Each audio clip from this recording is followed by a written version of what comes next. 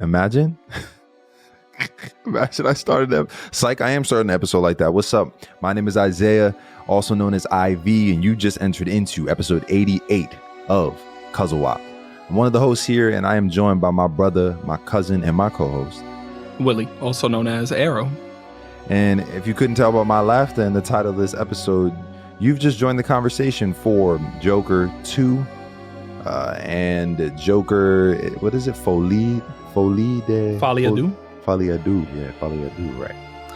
A lot of words, a lot of comments, a lot of critiques, a lot of anticipation, a lot of things that come with this movie, right? This is even Joaquin Phoenix's only movie where he's reprised a role. There's a lot of things that come with this movie.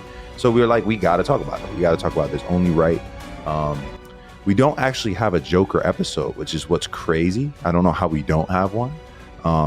But I think before we jump into, when we do a breakdown of a movie or a TV show, we love to jump into some pillars, right? We like to talk about the sound, the score, as well as the cinematography. And then we love diving into the writing of the script and some of the narratives and themes that are existing in the storyline. And then lastly, we love to stop by the actors and the actresses and show them love and give our critique on their performances. And we will do all of that today. But before we do that, I want to stop and I want to ask you, Willie, a bit of your predispositions, feelings about the idea of this movie. What were some things you took into your viewing experience? Give the people some context. All right. So for context, I want to just start off. I'm just going to read my Joker 1 review. I found this to be an incredibly interesting way to take a well-known property and bring it somewhere else, doing something different that is both intriguing and serves a good purpose. Although I don't think diehard fans are going to come around and love this, I believe that if you are open and your heart is in the right place to understand what the story is trying to convey, rather than focus solely on the specific details of the comic book franchise it's inspired by, you could walk away with a lot. The film is a giant glowing neon red sign about the dangers of mishandling mental health and how mental and physical abuse can take a toll on someone and that they could repeat from the victim. So that's Joker 1. I have a lot more here, but those are the main points of my Joker 1 review. I think it was a flashing red mental health using a well-known character to get people in, right? I put the Joker filter thrown on top of the mental health story makes perfect sense to me because of the concept of one bad day has been a part of the character's lore for a long time now. Facts.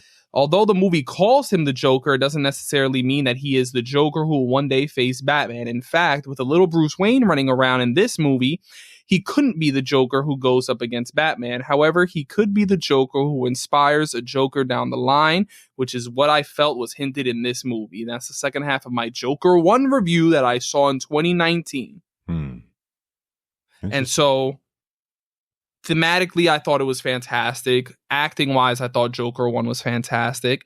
And the ending of that movie is spectacular to the point where I didn't believe that we needed this movie.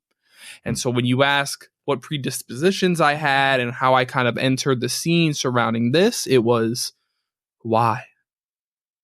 Why do we need this movie? Do we need this movie? Personally, I don't think we do.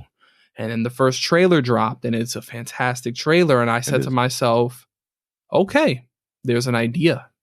Now, this movie, all it needs to do to me is prove that it needs to exist. If it can prove and it can validate its reasoning for existing to me, that this story was so important to tell that it needed to do this and risk the first movie's greatness, all right, I'll let it go. And so that's what I entered the movie in when I went to go watch it on October 4th. I entered with, this movie just needs to show me its reason for existing. And so that's where I was. I loved the first one, and here we are now talking about the second one. So I will let you now. It's a good take. I mean, I think I wasn't too far off from the same posture in terms of, I saw this movie by myself, and I wanted to understand why the world hated this movie. And I think part of why the world hated this movie is because they all were trying to figure out and understand why it even exists in the first place. But where I'm different than you is I didn't really like the first movie.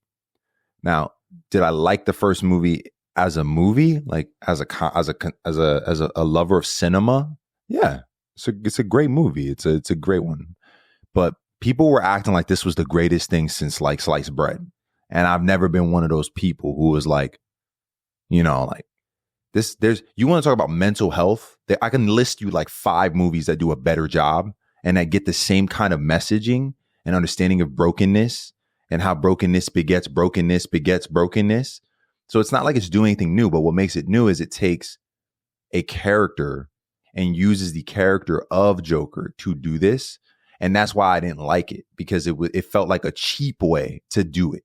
That was part of my dislike toward the first film. So for the second film, I actually was open to the second film more because I liked the idea of the musical, and I liked the idea of Lady Gaga joining and being Harley Quinn, and this whole idea of like, okay, we're gonna now romanticize and make and deepen the world of this character beyond it being a statement piece, a dramatic statement piece.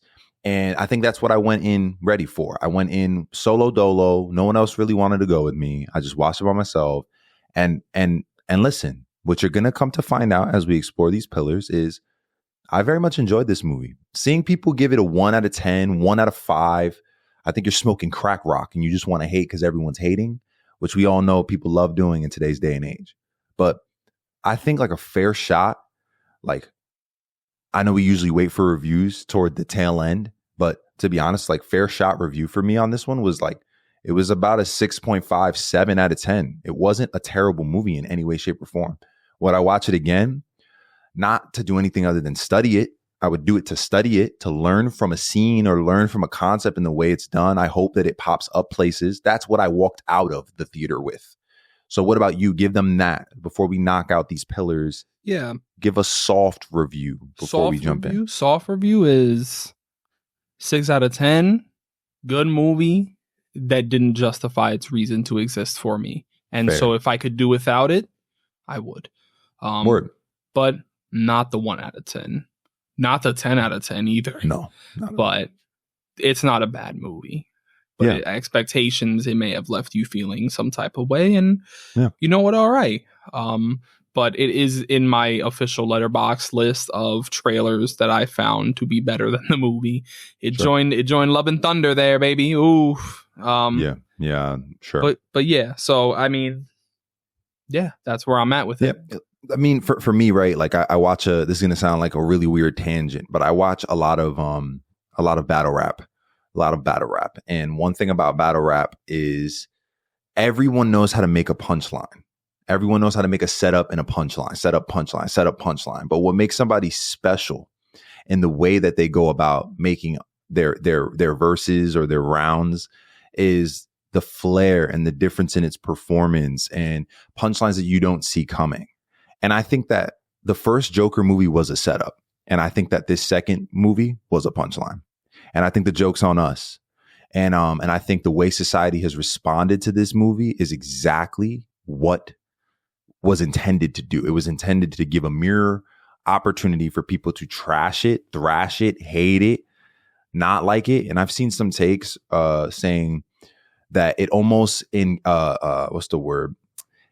enabled those maybe who might be psychologically unhinged the first film, that it almost like greenlit them in the things that they do or the way that they operate, almost like freeing them. And that was some of the critique that did happen on the back end of the movie. I'm not in that camp. I think you need to shut the F up. I think that that's mad extra for no reason. It's just a freaking movie. Relax. But like, this isn't a freaking political candidate. You know what I mean? Like, this is just a movie about Joker. Relax. But at the end of the day,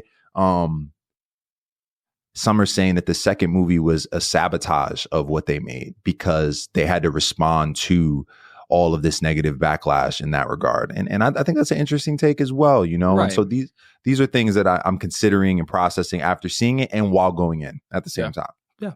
I mean, I think I'm pretty sure it's still my longest Letterboxd review on this movie. Like, look at all these words. Like, this is all Joker 2 thoughts that I had just put down and wrote after watching. You got at at least movie. 6 or 7 paragraphs there for those listening on Apple like Podcasts. I got 1, 2, 3, 4, 5, 6, 7, 8. I got 8 paragraphs here of just straight.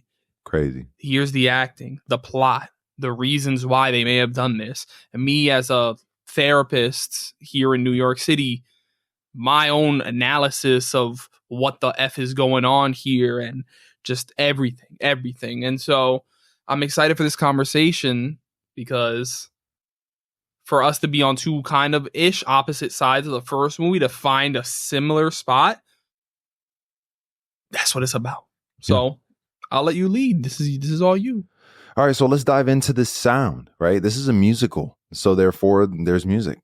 And there's a lot more music than I think people thought. I think people thought like, oh, it's a musical, so like it'll have like a couple songs in it. No, this is literally like it has just as much music as High School Musical has. Like, it's an actual like La La Land level. Like, it's a real musical, you know? That means that it's a real musical. And the majority of the story's points and the progression of the character's development happen in song. They very much do. So I think, especially with what they're trying to get across. So when we talk sound, it's important here. It's not something that we could just gloss over. Not that we do, but you know what I mean. So I want to talk a little bit about that. I want to talk about the composing of these songs, the writing of the songs, the sound of the mics in terms of dialogue, levels of the audio over the dialogue, and the way that it helps to paint this big picture. What did you feel about that? Did you think that they did a good job? Did they leave much to be desired? As a musical, is it memorable to you? Those are some questions that I wanted to ask you. Musical wise, bro, I'm not gonna lie, I felt a little bit dissatisfied. I feel like it was, and I wrote like, I feel like in the musical elements there was some decent insight into Arthur's mind, but half of the songs while watching in theaters kind of kept repeating the same stuff to the point where I was like, none of this is sticking for me. And I think I would have liked it if they just went even further with the musical aspect. I feel like it cuts off at some point. I don't think it stands and stays as long as it should. So when you say it's like a La La Land or High School Musical, I'm thinking, what? It's a musical, bro. But I feel like it barely scratched the surface of what it could have as a musical. And so what I was left with was, it's a musical because it has music in it, not because it's an actual musical. That's where I kind of was left off, which is why the people that are angry at it being a musical, I'm like, oh, damn. So you really wouldn't like the actual musicals that are coming out with intentionality, because even the actors and Todd Phillips here were kind of like, it's not a musical, but it has musical components in it. And is this and that. So even they didn't. And so I was left disappointed from the musical aspect. Because I think it could have taken it further, especially in the mind of someone who is psychotic. They could have went so far with that. So I don't know.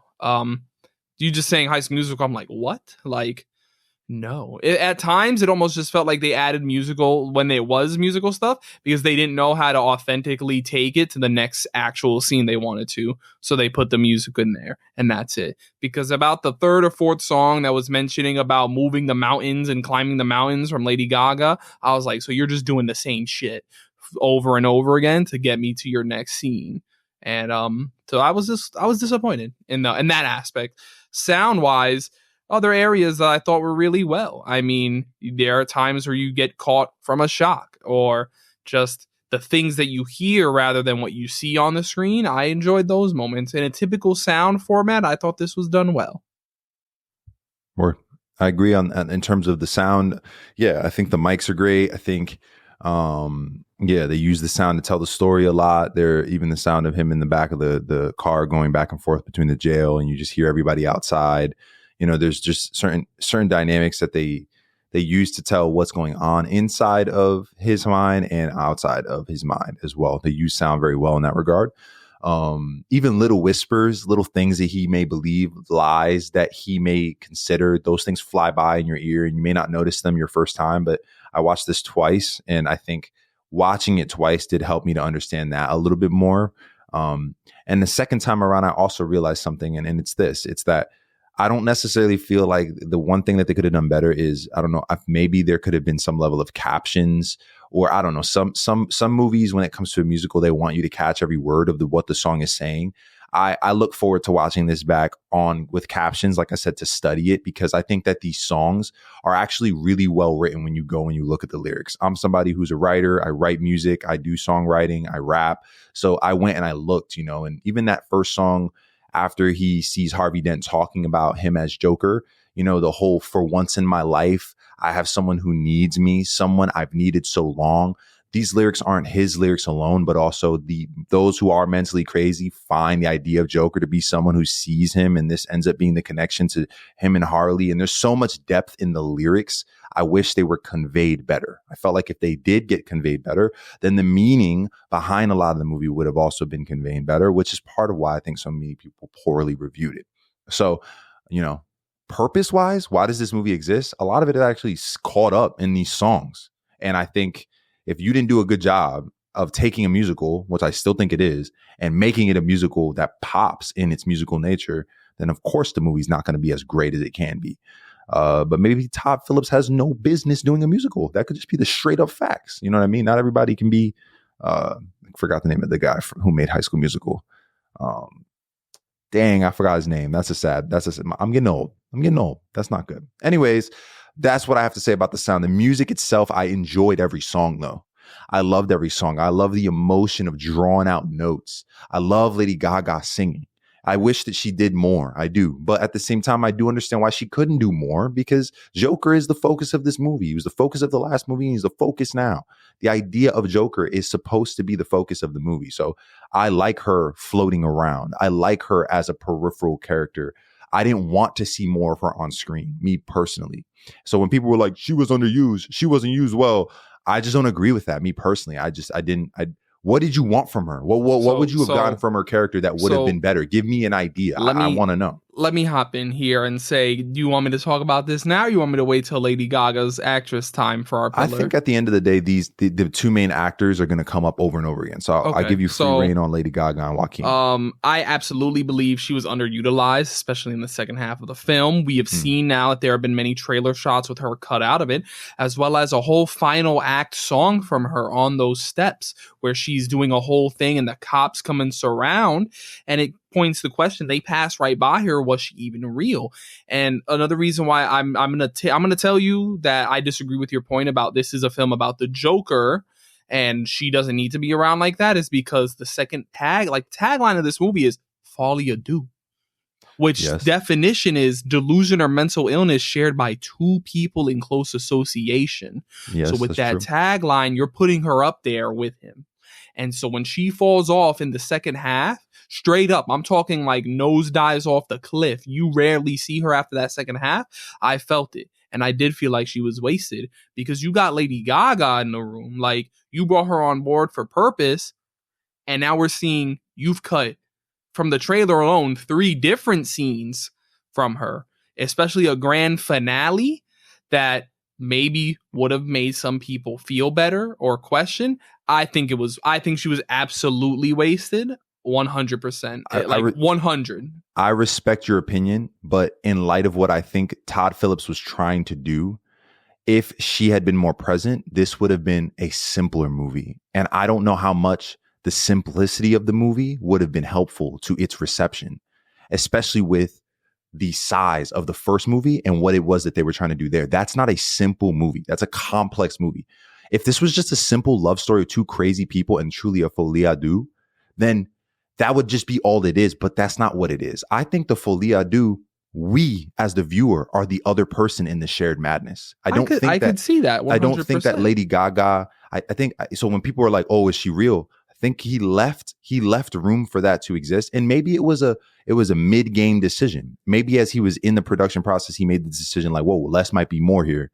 I think I need to remove her from some scenes. Right. And yeah, that always hurts, of course. But I walked away understanding the concept way more because of her lack of presence for me personally. So that's why I say my take is I didn't really care for more of her. For me, it felt like she was built up like a roller coaster, and then that's it. Was left there, not even to a point of satisfaction, because there's times where you can do it in a satisfying way, but it wasn't done that way.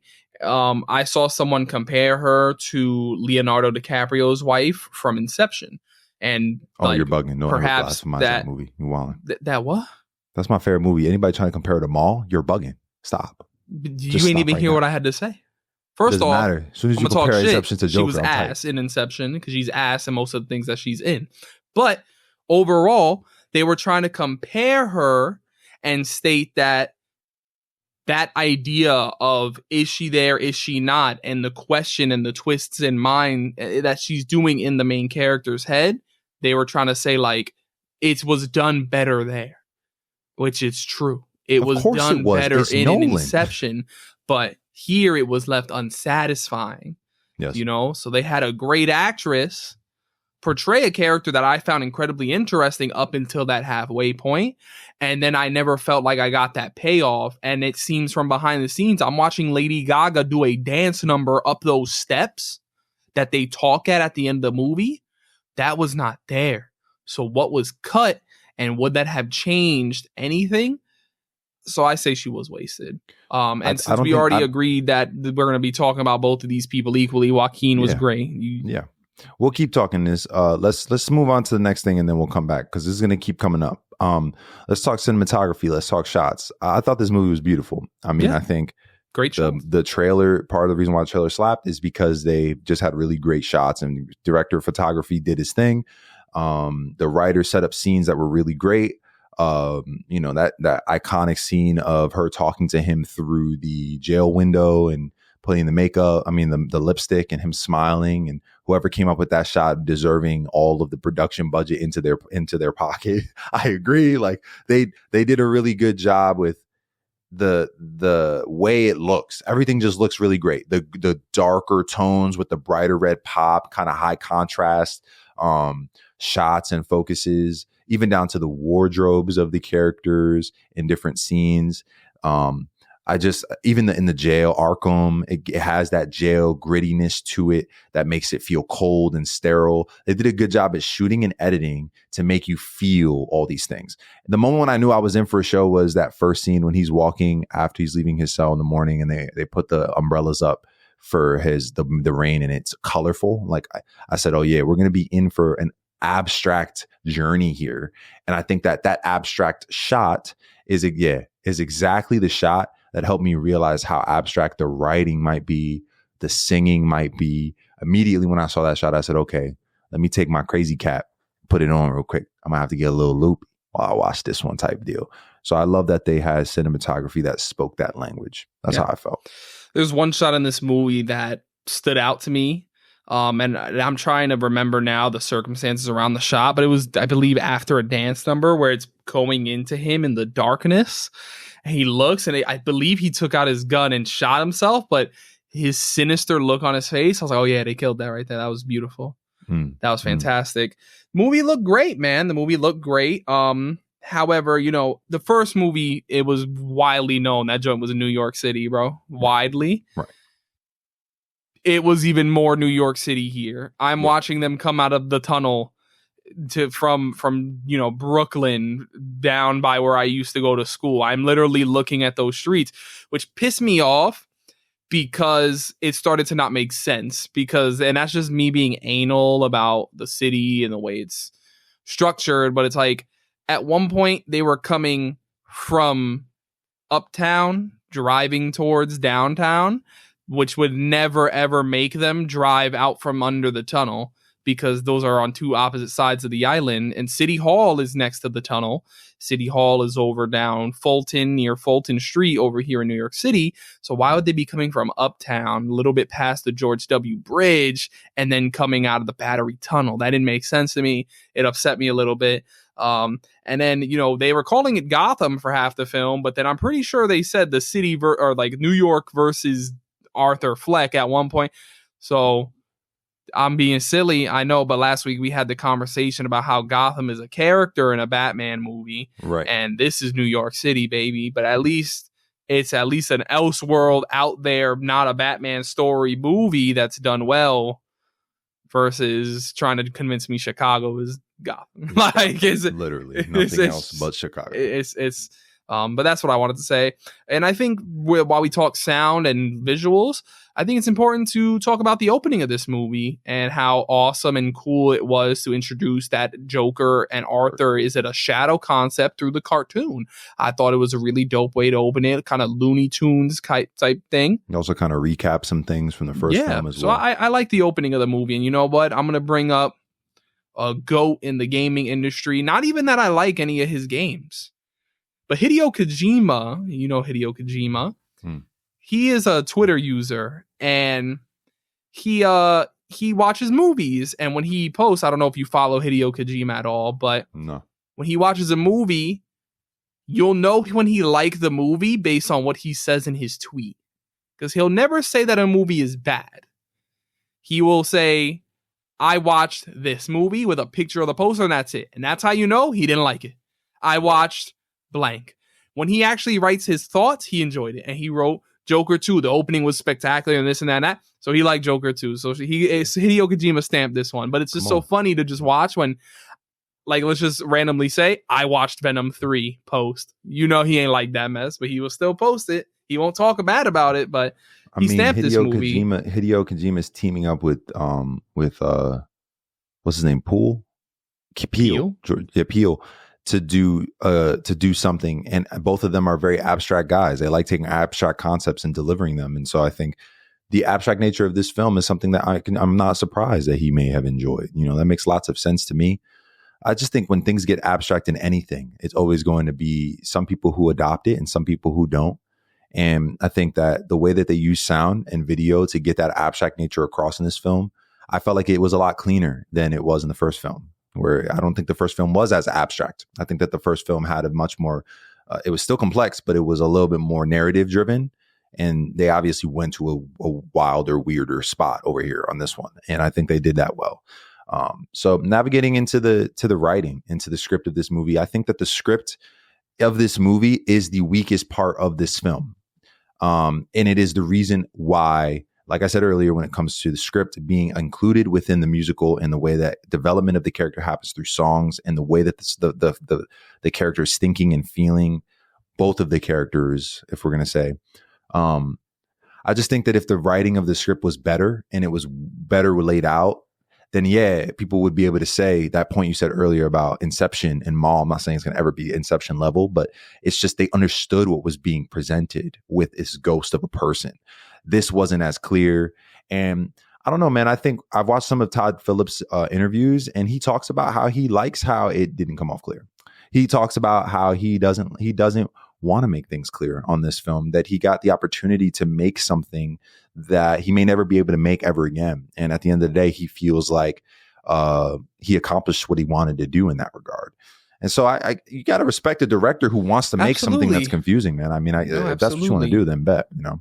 Right. But with that, you take the risk that people aren't going to receive it well. Absolutely. And that's where Joker 2 kind of just landed for some people. You see, I understand the movie. I get the movie. I just think it could have been done a bit more strong. Yeah. So script wise, I would agree with you there. And again, it just feels like there were times where, I don't know where to take the script next. Throw a song in there, and then the next scene could just be the next scene that I actually am ready for script wise. Yeah. So, I mean, the movie itself, when it comes to themes, as we just kind of breeze through the script, I think like, I left the movie theater feeling very like inspired. Me personally, I felt like what I love about movies, this gave me some of that, you know. And when I say what I love about movies is when a story is conveyed in a manner that's creative and in a way that stays with me because of its creativity. Something that made something in my brain be surprised or had to dig a little bit in order for it to work itself and be engaged in the piece. That's the kind of stuff I like engaging and watching entertainment wise. I like stuff that isn't simple, stuff that's not all conveyed and fed to me. I think we live in a world and a day and age where everything is freaking fed to us. So I like the idea of having to do a little work. And I think that he left just enough mystery in the way that it's set up for you to find a plethora of deep concepts that will probably never get the answers on what they could be. And the reason why I make this argument is because everyone loves Nolan movies, not just for the way they're paced, but the fact that at the end, it leaves you with a question on, were the kids really there? Did he make it to his reality? Was Batman still alive, or was he really just dead? Did he really see him, Alfred, or is Alfred just seeing things? Like these concepts, that is exactly what exists throughout this entire movie in small ways. There's little nuggets. Is Harley Quinn really real? Well, the person who's trying to help him, his lawyer, says she's not real. She doesn't actually do these things. She wasn't actually admitted into hospital. Her making it into his cell and having sex with him to have his kid, there's no way that would ever actually happen in Arkham. Batman would be on that ass like in seconds. No, I'm just kidding. But you know what I mean? Batman, like, a 10-year-old boy right now. Right. But you know what I mean? Conceptually, it's this idea of like a lot of this is unreal. There's no way that this could actually happen. It's actually a lot more sense and less mad in your head and insane to think that he's thinking this all in his brain. But we're fooled to believe, which is where I think the Folie comes in, where we're just as mad. And I think it's this big play. Like I said, the joke's on us. We wanted him to have a different outcome than his outcome, but we still bought the ticket to watch the story and to see the mental insanity. We still revered the first film for what it was, and people say they love it and swear it's so great. So I love that he did this through the screen meta writing where it leaves you with something to think about, bigger than just this simple thing. And everyone who's upset about the things that are simple, oh, she should have been singing more, oh, there should have been more this and that, it's like, I guess, but it's like, maybe this just isn't a movie for you, and that's fine, and that's all good. But this probably isn't a movie for you. You probably wouldn't like a lot of French films where there's no words and it's just all like acting. You probably won't like a lot of mystery movies where Glass Onion may not be your type, where there's layers of writing that tie together to what's going on the film. Like there's so many other movies out there in the world. And when I look at how much money this movie made, right? Like it was a budgeted movie of $190 million. It had a terrible opening weekend here in the States and in Canada, but ultimately it's grossed its budget back at $200 million altogether worldwide at this point. Did the movie need to exist? Maybe not. But for me, like as a creative and as somebody who appreciates effort like this, the same way I would appreciate a Glass Onion, you know what I mean? Just as an example, or Knives Out or Last Jedi, anything that dude does, which is kind of crazy. It's like there are certain directors that really, that's what they love making movies for. They love to leave you with something that kind of like just sits with you in a weird way. Like that's the vibe here. I think that Todd knew what he wanted and he did it. And do I think Joaquin Phoenix should have broken his record of never coming back to reprise a role for this? I don't know. I don't really know. Is it that special? Is it really worth it that much? I don't know. But as an individual movie, I'm like, it wasn't. I think I understood what you was trying to say, and I liked it. I like what you was doing. We might get a Nerd Writer video in like a year. Why Joker 2 was slept on and what Todd Phillips was trying to cooked. Look, I mean, Todd Phillips, looking at his filmography in general, hasn't necessarily had the best track record for me. And then with this movie, again, I don't think it needed to exist, but I can always appreciate someone who went out with purpose and did something versus someone who just did something to do it. And I wrote, like, he had two messages with this one. Arthur Fleck is not an alpha male to be idolized, and most people aren't either. Like, it's a message to people who saw Arthur as some macho man taking control of his own life rather than as a red flag cautionary tale that he was supposed to be seen as in the first movie.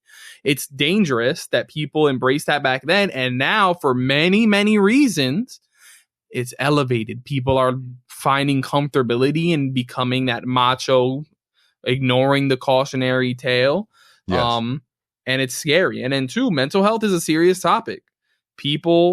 We say people are more open to caring about mental health. That's the thing that we're telling ourselves since the pandemic. But, you know, people also like to idolize the crazies, and people like to I have a therapist because I'm a little cuckoo, and it's like, shut up, man. Not only that, bro, people let their mental illness become their personality. And then there's green light given in society to those personalities. And it's like, oh, you just be who you want.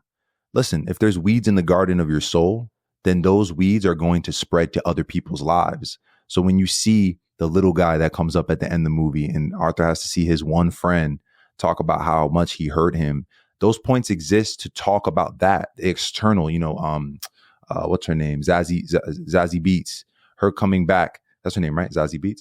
Her coming back and playing, as his neighbor, his mom, even though she was one of the ones that, that wounded him, obviously. It's like you see all of the very real results of this very real thing amidst something not real at all. And I think that that's a cool concept. And you're right, man. I think that those cautionary tales should be taken. And if not, then that's fine. Oh, well, you know what I mean? Like, and that's what I loved about the ending. Let's talk about the ending before we get into the actors, because that was a really big thing. People want to know a simple answer. That's Heath Ledger.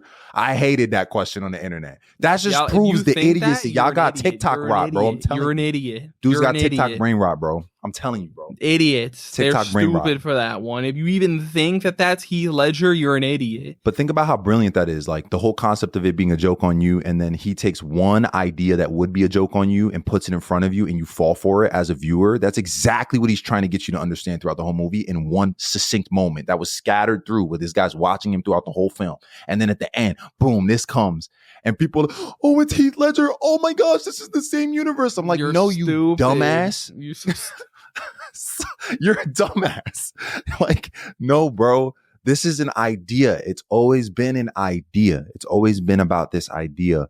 And I think the way he ended it was really cool. The fact that this idea killed him is not even the idea that he had for himself, but that others projected onto him. It's just amazing to see how the projections of others can just affect you. It's fantastic. Yes. I was happy to watch him get shanked. I was like, this is brilliant.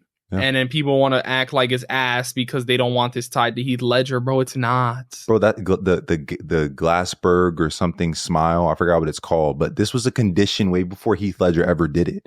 Heath Ledger was the one who made it known. But the idea of cutting your mouth, like this has existed for a long time.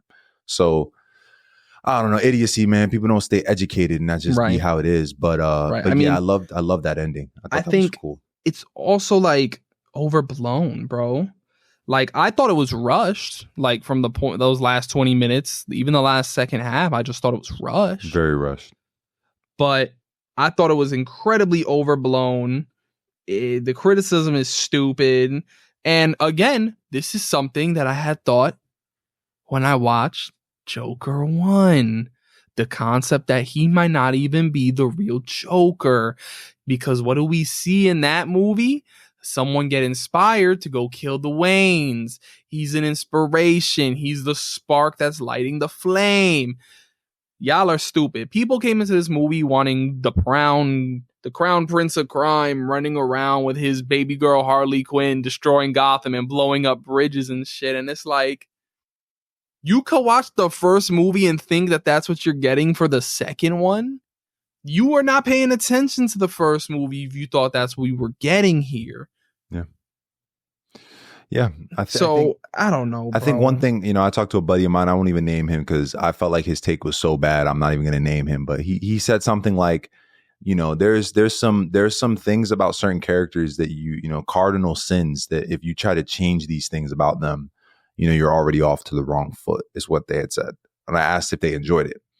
And I do not agree with that at all. I think if that's how you think in a very limited way.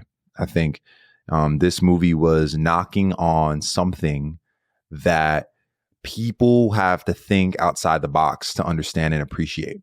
And I think if you want to talk about what is inside the box, this world of Gotham and the idea of fear and influence of fear has always been a pillar of Batman's world.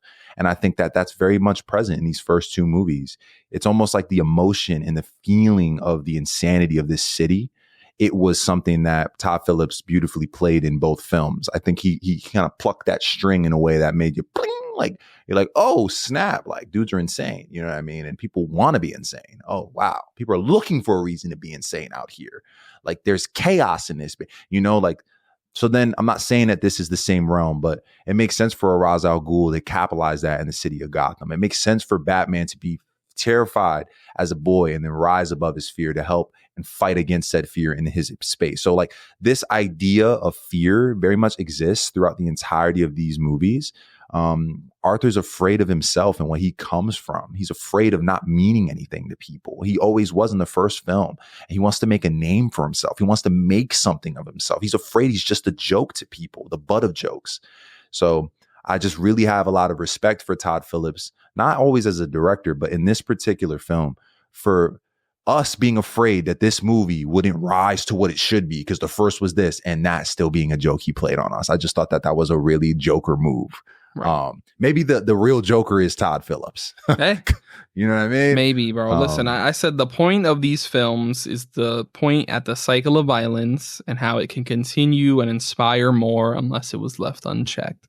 Sure. And I think ignoring the red flags, ignoring the cautionary tales, and then overall just trying to look for some funny clown movie, people weren't going to get this one, and they weren't going to get this from the jump, from the day this started going into production. That being said, this movie was funny in ways that I didn't think it would be. I laughed at some moments that I don't think I should have laughed.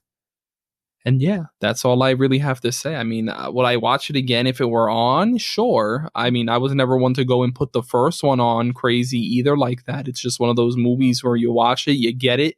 You may watch it to study, like you said, but besides that, I'm not putting this on for entertainment. It's not there in my favorites from the year. It didn't justify its reasoning for existing, but I don't hate it the way other people do. I enjoyed my watching experience when I did it once, and I will see when I get to it again. That's where I'm at with this movie. I was disappointed. Things could have been better. Pacing could have been better. Some of the way the characters were used could have been better. Musical aspects for me could have been better, but I enjoyed it. There's still something. It was. I appreciate what Todd was going for. I like him backhanding the people that misunderstood his first movie. So yeah, let's talk actors, I guess, right? Yeah, I mean, we could just breeze through these real quick to end things off. Joaquin. Again, I don't know if this was the one worth coming back and breaking your streak after all these years of acting. I'd rather you have come back for like a Her or something. I don't know. I think he don't need to come back for no Her too, bro, because Her is timeless. I got someone to watch it recently, kinda, and they were like, "Yo, we're really a few years away from this." Bro, I kind of have that relate. No, let me stop. ChatGPT. Anyways, man, all I'm trying to say is that Joaquin Phoenix did well here, though, at the same time. Like, he obviously carried this entire film. It's his movie. But do I think he did better than he did in his first movie? I would say he did an equal performance. It was a continuation of what was great about that first movie was great here. There's some scenes in the first movie that make more highlight of how great of an actor he is than this one. You got to share some screen a bit. But I love this performance here. I felt every scene he was in. I felt even down to the singing, the dying, the being shot, the love, him close scenes with Lady Gaga, who we'll talk about next. I like those. I felt their intimacy. I felt their chemistry. I didn't think it was disingenuous chemistry. And I liked him in the courtroom. I know a lot of people didn't like the courtroom drama aspect of this movie. We didn't really talk about that much, but I actually enjoyed those scenes. But maybe that's because I'm a Law and Order boy. I don't know. But I liked Joaquin here. What about you? I liked him. I agree with everything you said. Everything he did in the first, he did here. Yeah, I mean, that's so. Then let's go on to Lady Gaga. Then, what did you think about Lady Gaga? Underutilized, good when she was around. The script failed her, and the editing, I guess, failed her more and cut most of her scenes that the trailers used for her. So, if she has any bad taste from this movie, I completely understand her 100%. And yeah, I just feel unfortunate. It's unfortunate surrounding her, but she was good when we had her. Yeah. I understand people and yourself saying that she was underutilized. I think she accomplished her mission in her existence and her presence. And therefore, I think that's why I enjoyed her. I didn't expect a Star is Born level of presence from her in this movie, me personally going in. I just didn't for whatever reason. So maybe that's also why. Like, I just didn't. But at the end of the day, I love when she was on screen. And I love her voice, man. Lady Gaga's voice, bro. Just a great voice. Brendan Gleeson. He played Jackie Sullivan, one of the security guards of the corrections officer. There's another movie this guy is in. I'm trying to remember why I remember. So Brendan Gleeson is goated. I just want to throw out there. Oh yeah, Banshees of Inisherin. Banshees of Inisherin was a fantastic movie with him and Colin Farrell. I mean, we're going to be talking about him soon. He was also in some of the Harry Potter films, which I'm not particularly crazy about, but I enjoyed him in those.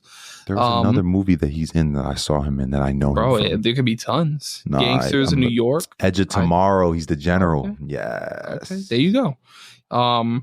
I think he's also in Mission Impossible 2. Yeah. But yeah, I liked him here. I like him when I see him.